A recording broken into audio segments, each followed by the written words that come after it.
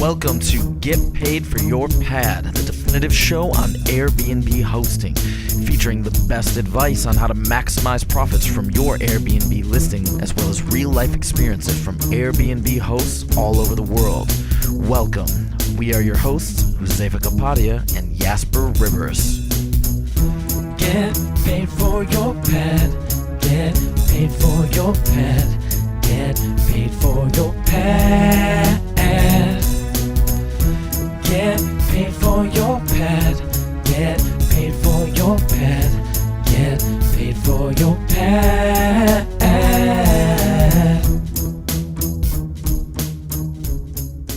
Welcome, Get Paid for Your Pad, episode 261. Today I have a very special guest on the show. He's built, together with his partner, he's built three 5 and 6 bedroom villas completely from the ground up in Palm Springs. And he's been very successful at renting these out. So I'm very excited to welcome to the show, David Crosta. Hey, thank you, Jasper. Very, very happy to be here. What's going on in Palm Springs? What's going on in Palm Springs? Well, we're heading into high season. The weather is stunning. The summer is over, and we're getting ready to welcome some guests to Palms at Park. Nice, very nice. Palm Springs is a fairly Airbnb friendly region, isn't it? Yeah, it is. I mean, I think for the entirety of Palm Springs history, it's been a town that has been built up around tourism and around welcoming visitors. So vacation rentals, or Airbnbs, have been around in Palm Springs since the very origin of the city. You might know that Palm Springs was kind of came into fame in the 1920s because it's 2 hours outside of LA. And the contracts with actors back in that time were that they had to stay within 2 hours of whatever they were filming. So it became a celebrity hotspot because of its location, and it remains one today. And it still kind of has that glitz and glamour. So that's why we love it here. Awesome, that's interesting. I didn't know that. So it's the furthest. It's the furthest from LA that the stars could go, pretty much. Exactly, and it's a world away in terms of just being relaxing and having the stunning weather and just jumping in the pool. Awesome. So let's talk about these incredible villas that you've built. And before we get into it, let me name the website. It's palmsatpark.com, and then there's 5palmsatstate.com, and 5 is a number. If you're listening to this, I encourage you to have a look, because these villas are absolutely stunning. And David, together with his partner Frank, have built this up completely from the ground. Correct? So yeah, I'm super excited to learn more about how you managed to do this. Oh, thanks, Jasper. Well, first of all, thanks for the compliment. We're really proud of the homes, and it was a wonderful project. Just a little bit of background. My partner Frank and I had renovated many homes over the years in Los Angeles, in New York, but this was really our first development from the ground up and from scratch. And we chose Palm Springs because we saw the opportunity to really elevate that vacation rental experience and bring together the best of a luxury hotel with all the advantages of a private estate, right? So fully walled and gated and with so much extra space. When we designed and built Palms at Park, our key tenets were to have private bathrooms in every single bedroom, which we do in all 16 bedrooms across the 3 homes. Every bedroom would have a door to the outside for that indoor-outdoor California living. And the design aesthetic was mid-century inspired, but of course, very modern and new construction. So really trying to kind of nod to the history of Palm Springs, but also give guests the benefit of all the modern conveniences of a brand new home. Very cool. Can you walk us through, the whole process of, buying a piece of land and getting the permits, and how do you go about building a villa? It just seems like a gigantic task. Yeah. Well, the first thing you do is buckle up because it can be a bumpy road, as is the case with any construction, whether you're renovating a kitchen or building from scratch. In our case, we had the opportunity to build from scratch because we purchased 2 lots from the Bob Hope Estate, right in central Palm Springs, in a perfect mid-century neighborhood. So we kind of had that benefit of a neighborhood that had the mid-century modern architecture, the beautiful views, and the perfect location. But we could design and build anything we wanted from scratch. That was really cool, and that was a big part of how we got started. From there, we worked with architectural consultants. My partner Frank did a lot of his own architectural design on the properties. We drew up our plans. We talked to the city endless times, and of course went through the entire permitting process. And then, we built the first 2 villas, each of them having 5 bedrooms and 6 bathrooms and being right next to each other. We built them at the same time. So there was some economies of scale there. When the pool folks came to dig one pool, they would dig 2 pools. And that sort of worked for every facet of the construction. So it was, we got it done in about a year, a little less than a year, actually, from start to finish, including all of the, the finishes and landscaping and that sort of thing.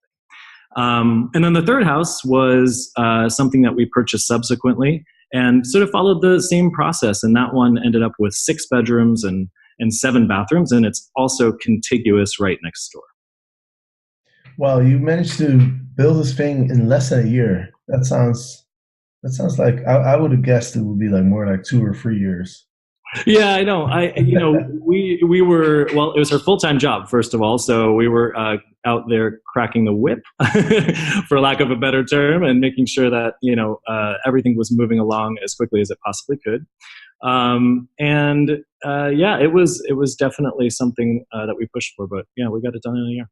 Did you see any setbacks, any challenges? I'm sure like unexpected things happen and unforeseen costs and.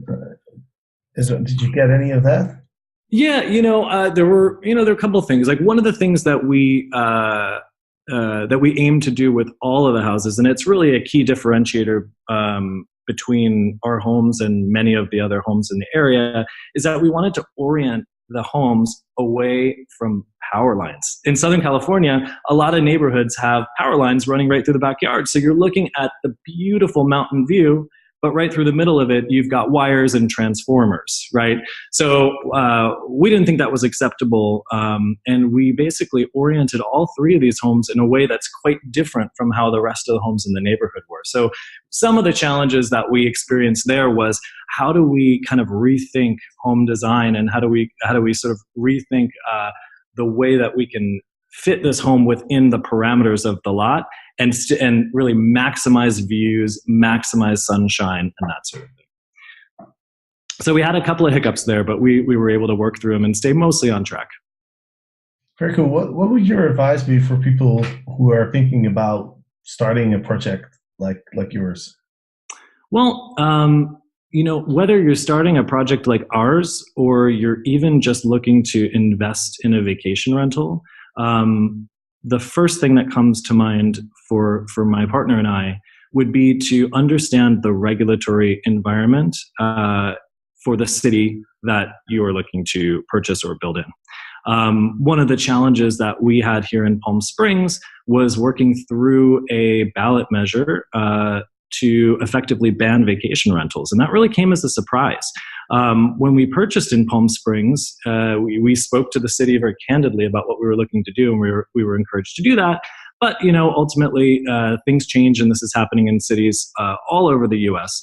The good news there is that we were able to, that ballot measure was defeated by a landslide, 70% to 30%. So the people of Palm Springs have spoken and are very welcoming of sort of the vacation rental community as an integral part of the hospitality ecosystem. But that could have gone the other way, and there are cities where that could potentially go the other way. So before making a big investment, I would say understand the regulatory environment today, look at whether there is a chance that environment may change, and really consult with some locals and some experts on that. Right. I think you're making a really good point to not just look at the current regulation, but also think about how this could change, right? Because politicians can always come up with new laws and new regulations. And so even though they are welcoming you to do whatever you want to do at the present moment, a couple of years later, things could change, right? And so, I think a location like Palm Springs, like you said, it's always been like a very touristic spot where Yes. I guess a lot of people are economically dependent on visitors, right? And so it's much less likely that in that type of environment there'd be there'd be strict regulations. Sure, absolutely.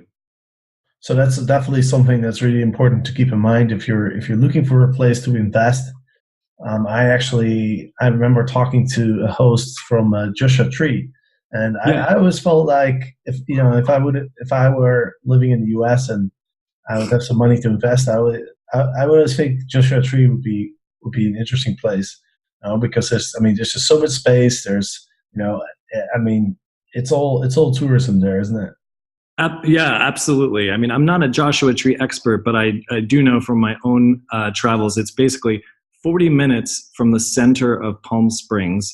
So if you're leaving Palmsett Park, you can just take local roads and be right in the Joshua Tree National Park. And it's just absolutely gorgeous, wide open spaces. So I do know that there's a good deal of kind of vacation rental opportunities right around Joshua Tree for that fully kind of immersed in nature type stay.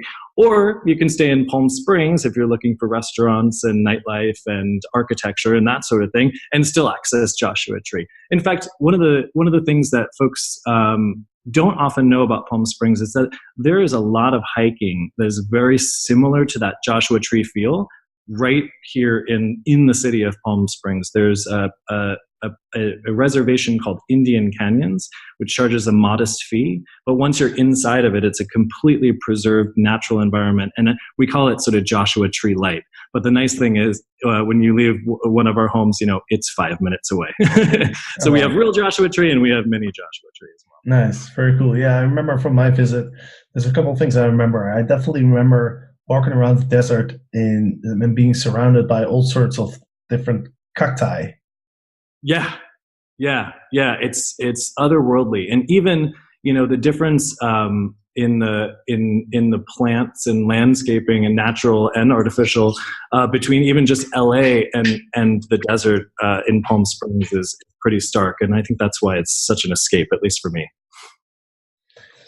Very cool. Let's talk about the reasons for your success, because it looks like you're doing pretty well with your properties, and so I would love to learn a little bit more about what's behind the success. What do you think are the most important factors that have made you guys so successful? Sure. I think the two that immediately come to mind are a strong focus on guest experience and utilization of technology. I come from a tech background in my previous life, so we'll get to that one second. In terms of guest experience, by building properties from scratch, we are able to control so many facets of the guest experience that may not be controllable in another rental environment. For example, an older home.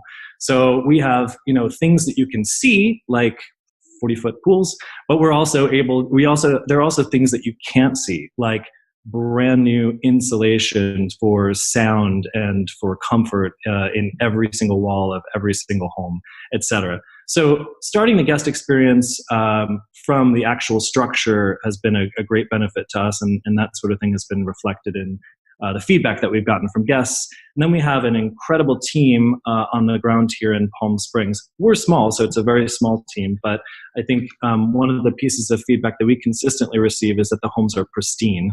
And I think that's, yes, because they're new and new things feel clean, but I think it's mostly because we have an incredible cleaning team that does a great job of making sure that, so we are at the level that our guests expect in terms of cleanliness.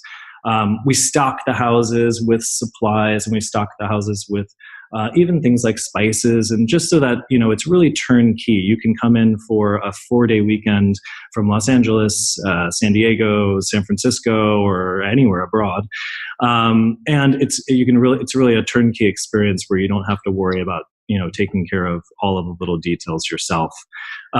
We've also got a concierge that our guests actually meet in person at the property. His name is Vince. He shows all of our guests exactly how everything works. So, you can read a book about, how to work a house, but at the same time, having someone say, hey, here's how to turn on the fountains in the pool, and here's how to turn on the spa when you need it, and here's how to change the colors of the pool lights at night.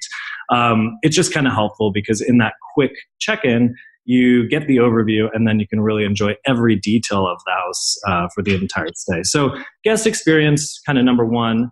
But, I think before a guest is a guest, right, when they're just a prospect, technology is a big part of what we try to be good at. So, we've spoken about this a little bit in the past, Jasper. I think, there are a lot of disparate pieces today in the vacation rental technology landscape that you can sort of put together to build a solution. So there's a number of different property management systems out there, of which we use one. There's a number of different channel managers out there, which we use another one of those. There's pricing tools, which we use. So we've tried to kind of piece these things together to create an instant booking environment, an automated communication environment, but also one where guests feel like they're able to communicate directly with us, with real humans, immediately, kind of 24 hours a day, 7 days a week. So, I think some of the effects of having that backbone technologically are being able to have advanced kind of web experience where you can see every single house and what's available into perpetuity, what the rates are, and book instantly online without any service fees. You don't have to do that through an OTA like Airbnb or VRBO, but at the same time, we're pushing all of that data and all those rates to all of the OTAs, and we have great relationships with those partners.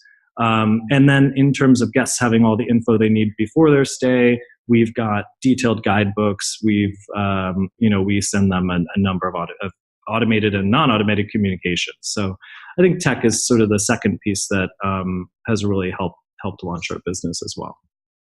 That's interesting. You mentioned the guest experience and the team, because I just stumbled across this. What's it called? It's a blog post, but it's what do you call these bit long visuals? I can't remember now. These long visuals. It's let me see, what are they called? I'll just cut this out, but I'm just curious. Like a virtual walkthrough? Is that what you're talking about? Infographic. That's it. Yeah. Oh yeah. All right, so let's try that again. It's interesting that you mentioned guest experience, and you mentioned the cleaning team as well, because I stumbled across an infographic actually today. It was actually emailed to me by Jesse van Dijk. It sounds like a Dutch name, but I think he's probably Australian, because he works for Made Comfy, which is it's a property management company in Australia, and they created a really cool infographic, so I wanted to mention it anyway. But now that you mentioned guest experience and cleaning team, what this company has done, they have gone through 1,300 reviews of the properties that they manage, and they've looked at, what are Airbnb guests really looking for? What are the things that they mention most in the reviews? Oh, cool. And some interesting data came out of that. And so let me just quickly go through it. The top priorities for guests. Number one, a clean property. It's 50%, I guess 51% of reviews mention something about the property being clean. And then this number two was guest communication, 34%. And only 15%, that's number three, interior design and property features.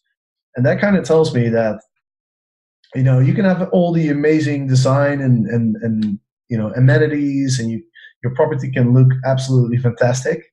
But in the end of the day, people are staying at an Airbnb because they want to have a different experience, right? And the communication, I've always thought the communication is half the battle won.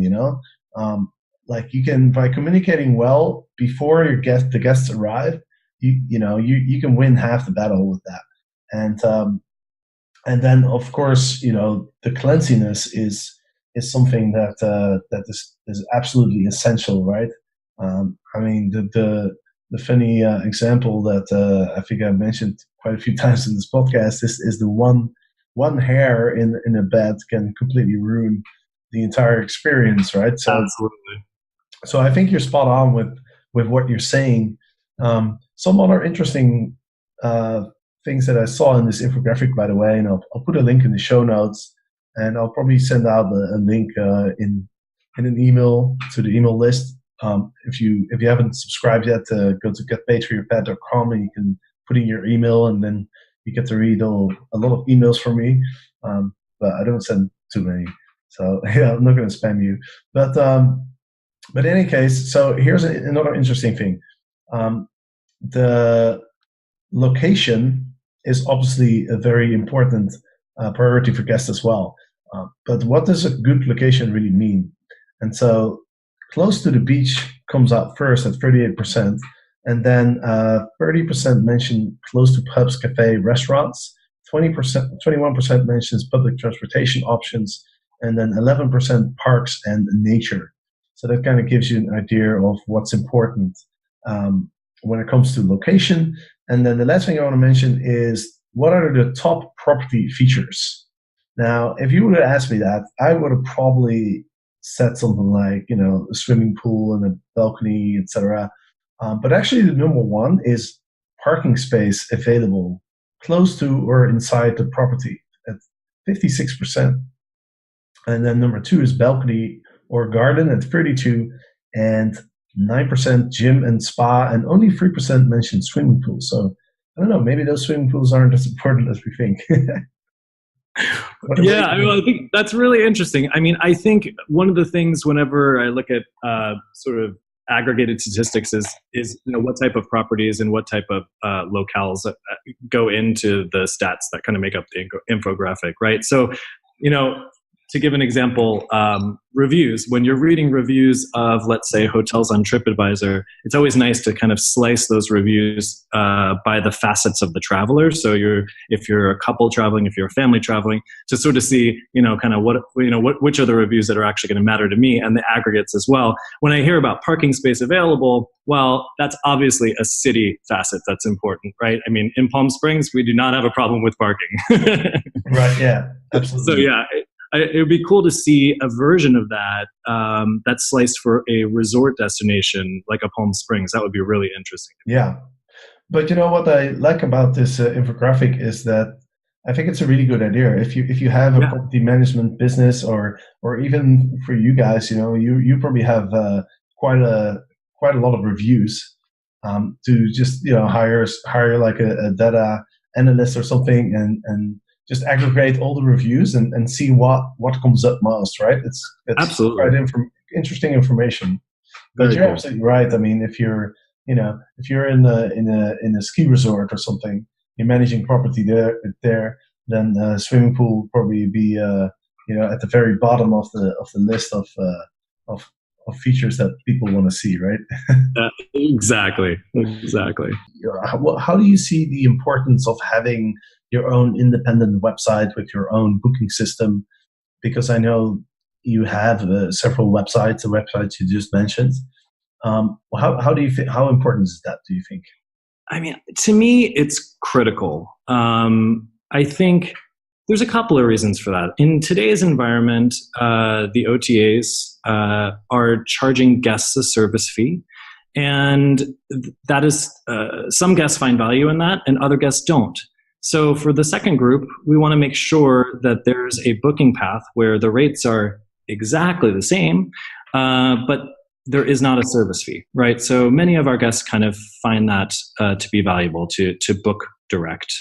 And I also think that, over time, at least we have started to build a a group that kind of comes back to the properties on a regular basis. So again, we don't want to put all of our eggs in any particular basket with a particular kind of third party. We partner with them, but we don't want to be reliant on them. And the only way to not be reliant for our business is to have our own websites, our own booking engines behind them, and to be able to have a direct relationship with guests. Because at the end of the day, it's really hosts and guests that have the biggest piece of the relationship when it comes to vacation rentals. So I think it's critical. And there's a lot of lightweight ways to do it. There are some firms out there that just enable you to have a booking widget on your website and accept payments via, for example, Stripe. I've seen that quite a bit. And this is not a heavy lift type of implementation. This would be sign up for a service, connect Stripe to your bank account, and then plug this widget into your website.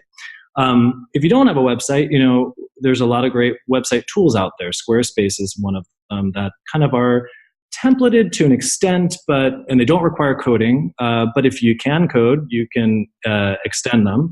And if you can design, you can change the templates. So I think that there's sort of, by piecing together a lot of the technological components that exist in the space today, you can get a direct booking solution up and running pretty quickly. Right, and there's, like you said, there's definitely some advantages. Especially, I feel like it's becoming more important than a few years ago to have your own independent website now, given the developments where platforms like Airbnb are very much focused on improving the user experience and not so much focused on making our job as a host easier or making our life easier. And also what I've seen in recent times is it seems like a lot of people just get their accounts deactivated, and for no reason, or well, I mean, I'm sure there's a reason, but for no apparent reason sometimes. I've seen kind of a lot of these in recent years, and that's also an issue, especially if you're running a business like obviously you with 3 villas and 16, 15 bedrooms. That's a business, right? That's a substantial business, right? And so you don't want to be dependent on one platform being able to shut down your entire business essentially. Some good points. All right, David, thanks so much for coming on. And let me mention your websites one more time because they are so cool, the villas. Okay, cool. Yeah. Well, Jasper, thanks so much for having me on today.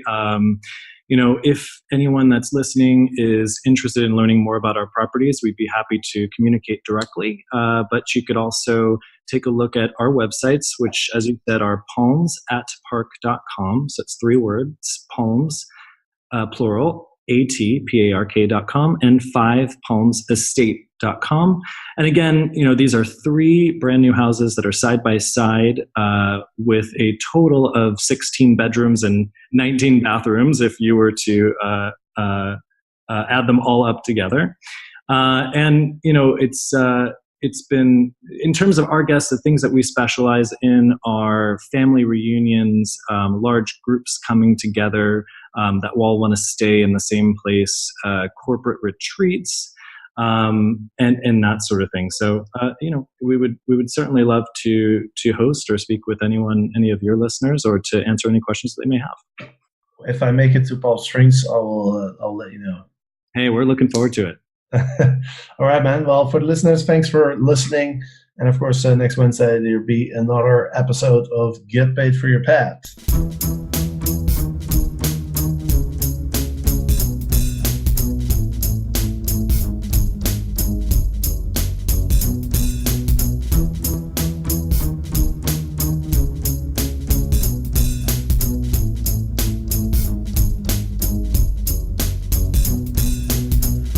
Get paid for your pad. Get paid for your pad. Get paid for your pad. Get paid for your pad. Get